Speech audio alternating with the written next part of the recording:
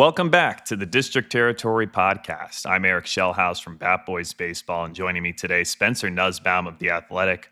What a boring series out in Texas. Whatever team you're rooting for, 3 straight shutouts, the national shutout for the second time in 3 days, and just one hit last night. But Spencer, you put out a story this morning as we start to look ahead towards next season. The Nationals just couldn't get the bats going last night. 2-0. They definitely got an incredible performance from Andrew Alvarez. And one of the notes you pointed out in your story, you think the Nats should consider turning starters into relievers and vice versa. One thing that stuck out to me from last night's outing, Alvy was cruising, man, at just 75 pitches. I keep wondering when we might get to see him get the reins to go a little bit longer. But is he one of the guys that you want to see as part of the rotation going forward, or someone they should consider moving to the bullpen? Yeah, I think he's kind of in this weird in-between space where I don't know that he has a spot locked up next year the same way that like Cade Cavalli or Connolly Early does. But he's certainly pitching as though he's earned at least a shot to half a shot next year, so to speak.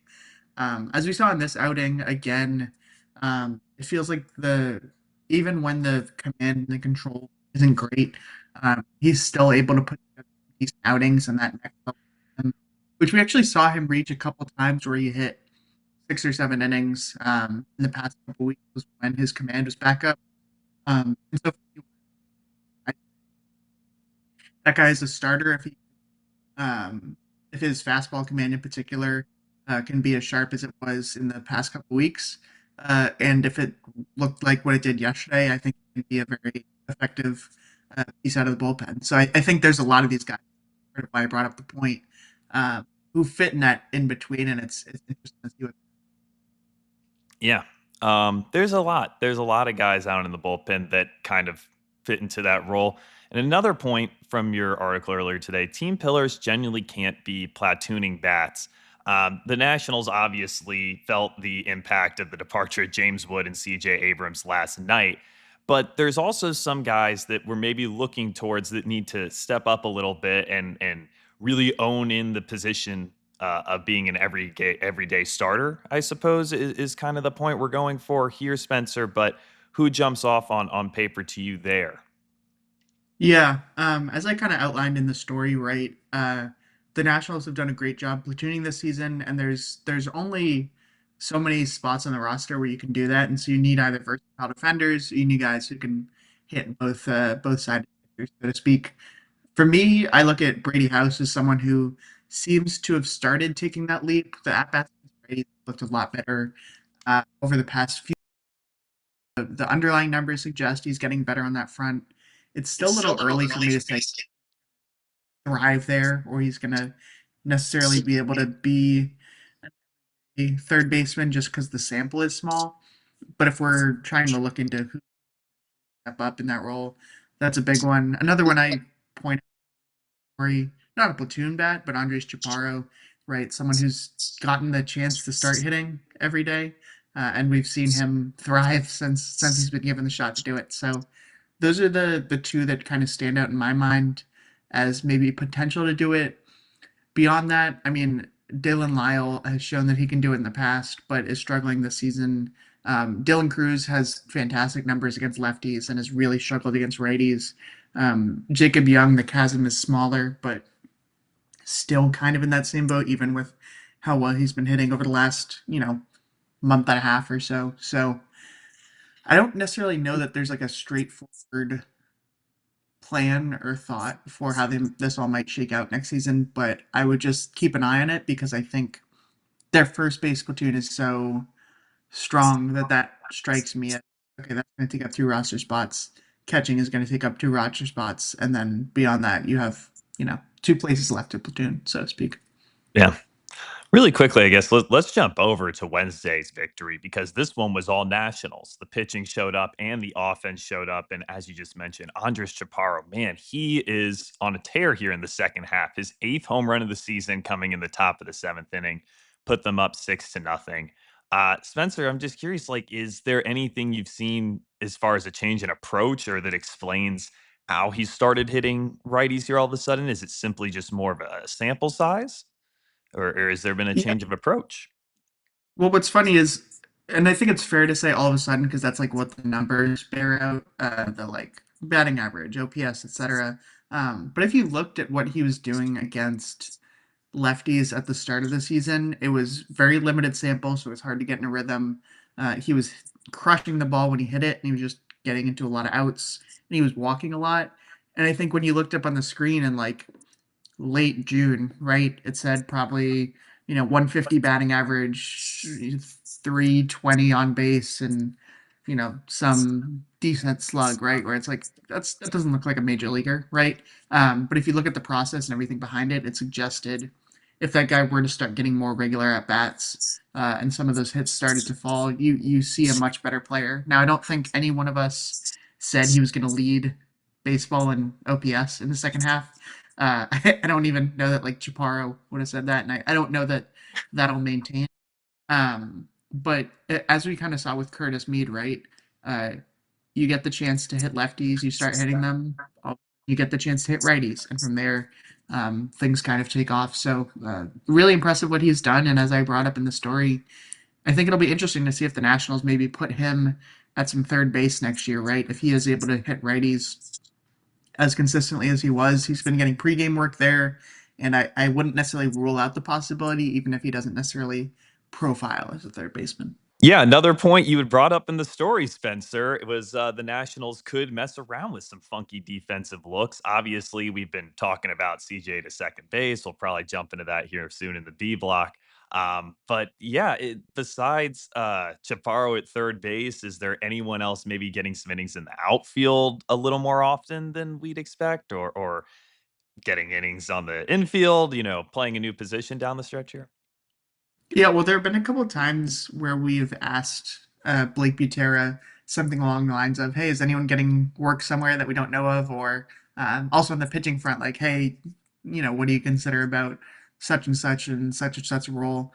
Uh, and he does these long pauses after we ask him, and I think it's a bit, but I think that there's some truth behind it, right? Where the Nationals are always thinking of and exploring ways to get guys different time in different spots because it helps with the platooning and it helps with the construction of the roster so much, right? And so, like, we've seen Jose Ten out in left field where I think it was 3 months ago. I was watching him take reps out there for the very first time, and I was like, this guy could never be an outfielder, candidly. And now he looks, like he can play out there. He's not a Gold Glover out there per se, but he seems more comfortable out there. I think they're always kind of experimenting with who can play where, and I don't necessarily have a solid answer for so and so is going to be playing this position next year. Heard that, and I wouldn't want to run with something I haven't heard, but um, yeah, it's really interesting to think about all the permutations on the mound and on the diamond. Yeah, there's a lot to get through here. Let's talk about the upcoming Marlins series when we come back, and also go through some of your comments as far as surprises and letdowns from this season so far. People, life is expensive. So you should start looking at things that are unnecessarily expensive, like your phone bill, and say, is there a better option? Mint Mobile is a better option than if you have other companies, especially when you have kids like me and you have everybody and their brother on your family plan. Mint Mobile will give you a cheaper option with the same coverage. Yes, and some wireless bills are crazy with the bogus fees and the free perks. They are not free perks. They cost you more in the long run. So just go to Mint Mobile, check out what they have to offer. All plans come with high-speed data and unlimited talk and text delivered on the nation's largest 5G network. If you like your money, Mint Mobile is for you. Shop plans at mintmobile.com/territory. That's mintmobile.com/territory. Upfront payment of $45 for 3-month 5 GB plan required, equivalent to $15 a month. New customer offer for first 3 months only, then full price plan options available. Taxes and fees extra. See Mint Mobile for details. Don't forget to subscribe to the District Territory podcast on our YouTube channel. Follow along on Apple Music, Spotify, wherever you get your podcasts. You do not want to miss the Eli Willits signed baseball card as we come up down the stretch here. In our giveaway survey last week, I asked you all who's been the biggest surprise on the Nats this season, and we got a big variety of answers. This isn't everyone that responded, but some of my personal favorites. You all know ball. Andres Chaparro coming up there, and Keibert Ruiz Spencer, one other thing from your story I want to hit on really quickly is how good Keibert Ruiz has been from a discipline standpoint of late. He has really turned it around. This is has not been his strong suit historically, working the count and working walks. But we've kind of seen a different version of Key here in the second half, and it definitely deserves some appreciation. Yeah, that's one of the fascinating things to me, right? Is even when he's stopped, um, maybe with that home run stretch that he had earlier this season, he's still been able to be a productive player. And it's from finding kind of like approach things at the margin, right? I'm very specific in my language there. I say his discipline and three ball counts, he's still chasing a good deal, right? Like he's still um, has one of the higher chase rates in baseball. I think even during the stretch, it's up around 40%, which is really high for a big leaguer to have. At the same time, right? He had, if you, and I should have included the chart on here. This is my bad, but if you look at his swing percentage and three ball counts, basically just trends up and up and up over the course of his career. And finally, this season, in particular, the last couple months, it's come way, way down. And so I think it's the idea that, hey, we might not, again, be able to fix his chase rate. We may not be able to turn him into a selective hitter, but we can say, if you're in such and such a count, if you're in a three ball count, try to make yourself lay off those pitches best you can. Don't get super swing happy as you have in the past. And I think that that's again just an example of you know K-Bear being extremely coachable and the coaches knowing exactly what to tell him. Right. So I think it's a big point of progress and something that again even on the margins we say, hey, this is a really important step for K-Bear to take. Yeah. I feel like that's something that gets lost around when you're talking about players. A word that doesn't get taken very seriously is coachable. And Cavert is absolutely every version of that when we see it at the ballpark. He's out there working early. He is making the changes and very responsive and receptive of new ideas, it seems like to me. I'm not there nearly as often as you, but he strikes me as arguably the most coachable guy on the entire team. Yeah, and part of why we can maybe draw that direct line is obviously what we hear the coaches and other players say, but it's also the fact that almost all of the new things that the Nationals have tried to implement, right, he has taken to, whether it is, again, pulling the ball in the air, as we've probably said 1,000 times this year, or the receiving numbers, which I think Cabrera was the worst receiver in baseball this year, and now he's in the top 15th percentile there, which is a jump that you just don't see. Something that Bobby Wilson has really helped him with. Some of the other stuff on the margins, like we talk about with his discipline and three ball count, like all this stuff, right, just speaks to a player who has been very coachable this season, and that work is obviously paying off when you think about what he was projected to be at the start of the year, and then obviously what he's become. Yeah. Another name that we had listed on there was Cade Cavalli as being a big surprise. Personally, I was not terribly surprised. I knew that he had a season like this in him. But Spencer, in your story earlier today, you were saying we're going to see a 200K season from Cade Cavalli. I'm not really sure I had that in my expectations at the start of the season. Is something like, yeah, that's a given. But he has certainly been one of the bigger bright spots on the team this season, especially from a pitching standpoint. Yeah, I mean, he's been so consistent, right? Where we've basically seen like two blow up outings and they weren't even real blow ups. We've seen a couple outings where he doesn't make it very far, and the rest have just been 6 innings, 2 earned runs, 6 innings, 0 runs, 7 innings, 1 earned run. Like he's been so good every single time out. And I think it got lost a little bit, in part because of how well Foster Griffin was pitching, and in part because, especially early this season, he was getting like no run support. And so we talked to him after these games, and he cares so much about winning and losing that even if he pitched a great game, he'd be like, "Yeah, well, we lost, so I got to do a better job, et cetera, et cetera."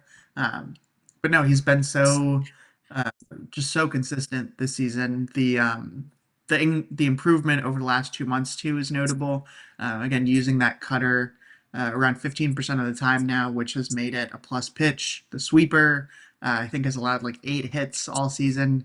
I don't have the numbers quite up like Franny, but doing my best off the top of my head. So yeah, he's been incredible. And beyond that, I don't think any of us thought he was gonna maybe get to 200 strikeouts because we didn't know how many innings he was gonna throw.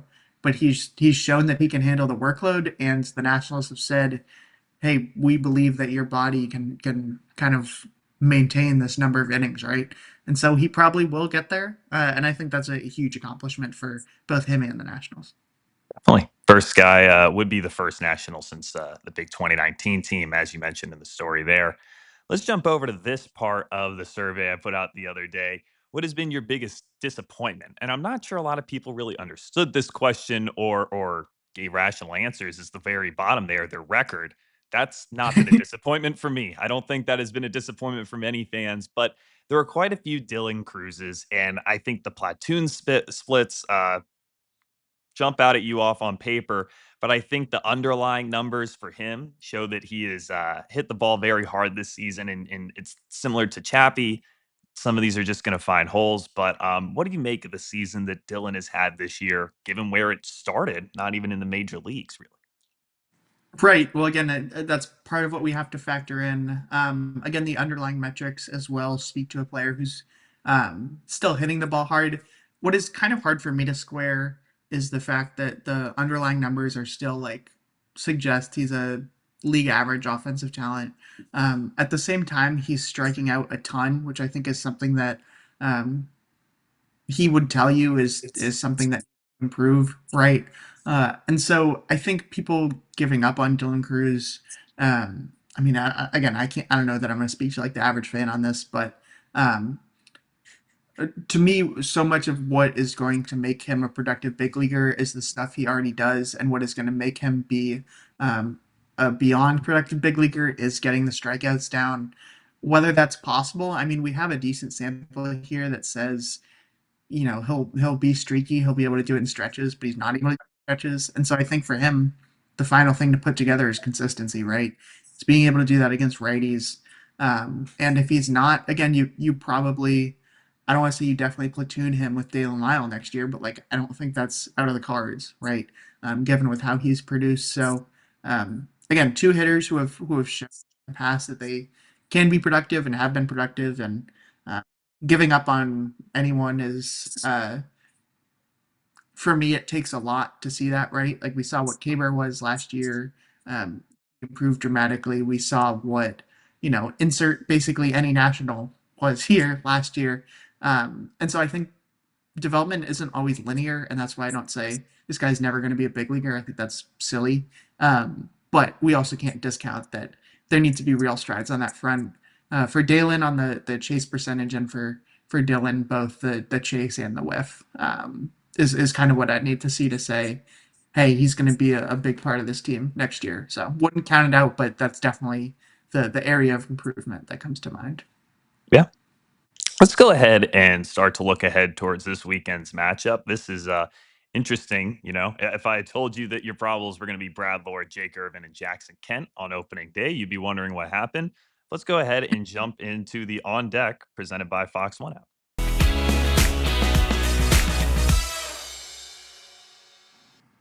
On deck presented by the Fox One app. So the Nationals have a 3-game set against the Marlins this weekend, I believe. As we just mentioned there, Brad Lord, Jake Irvin, and Jackson Kent getting the rock. This is a big series for the Marlins, Spencer, just trying to scratch their way into a playoff spot any way they can. And the Nationals have just been tumbling the last few weeks here. What is it going to take for the Nats to get back on the right track here? Yeah, I think it's going to be the bats, right? We may not see CJ Abrams for a couple days here. James Wood is obviously sidelined, and you have a bunch of guys in that Nats lineup who want to prove that they're part of this team's future, right? Whether it's Abimelec Ortiz, Andres Chaparro, Brady House, Dylan Cruz, all the names we've been all season. To me, again, at the start of the season, we talked about defense because that was the struggling point. In the midseason, we talked a lot about pitching because they were blowing a lot of games late. Now, both of those aspects are not great, but the lineup that ranked first in baseball all year has been pretty middle of the pack in August. And so if you can see some of those guys really make an imprint down in Florida, I think that signals to you at the very least that the Nationals can turn their season around, especially against a really good Marlins staff. Yeah. These games are not throwaway games. Any big leaguer would tell you that. They all count the same for 162, and these ones definitely mean a little bit more, perhaps, to the Marlins down the stretch here. And I hope the Nats are excited to play spoiler down the stretch here. I mean, that's my favorite part of the season. Now that we're turning over here, might as well ruin someone else's. I'm excited to see what we get from Jackson Kent too. Third big league outing. It's been not everything I think that we've wanted to see in the first two, and I don't know, I kinda just have this stomach, this gut feeling that, we're gonna see good stuff from him this weekend. So, should be an exciting series to follow along. MLB on Fox is streaming on Fox One. The race to October starts now, and we have your front row seat to the wildest walk-offs, lights off pitching, and clutch plays all season long. Follow every can't miss matchup as teams battle for a spot in the postseason, then stream the 2026 World Series live on Fox One.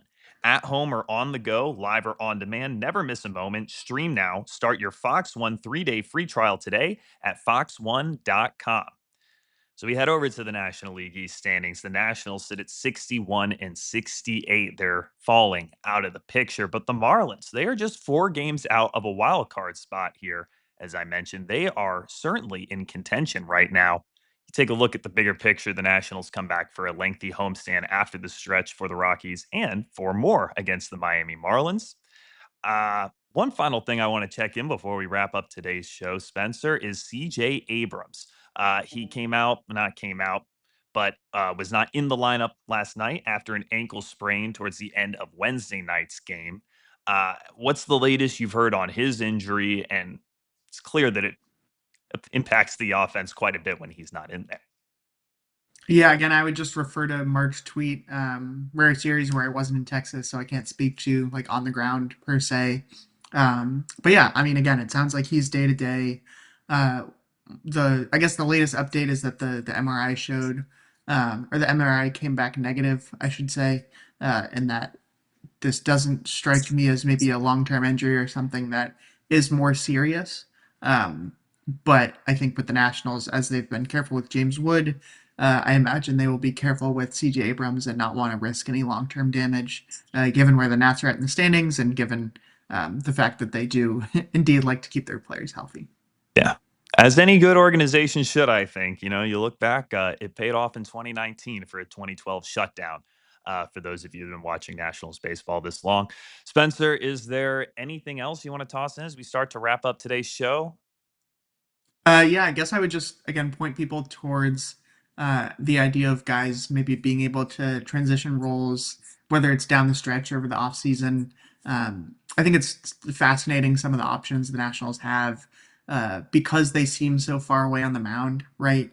Where you look at a guy like Jake Irvin, who has an ERA close to 6 with the Nationals this year, but has also pitched really well when his velocity is up. Like, am I saying he's a reliever? No, but am I saying you at least have to kick around that idea? Sure. I think we talked to Blake Butera the other day about. I mean, this is frankly something I've been floating to everyone in the organization, trying to get their thoughts on. But we asked Blake during a presser, kind of about roles, and he said in his ideal world, like there would be no such thing as starters and relievers. Now, understanding that there is, but I think that's the sort of comment you hear it and you go, "Oh man, can Eddie Jean do this if he, widens his arsenal?" Or Will Dion, right? Who can he, I guess, have the, for lack of a better word, like frame to hold up as a starter over the course of the season? It really kind of stretches the mind in terms of what might be possible on the mound, and I think it's an incredibly creative opportunity that the Nationals have moving forward. And so it's just one that I would recommend reading the story. And I am. This might just be my fascination. I know some others in the org are fascinated by it, but I'm fascinated by the possibilities here. Yeah, it's I would agree. It's really just a fun organization to be following right now. So make sure to subscribe. You don't want to miss any episodes down the line. We'll see you all next week. See you later.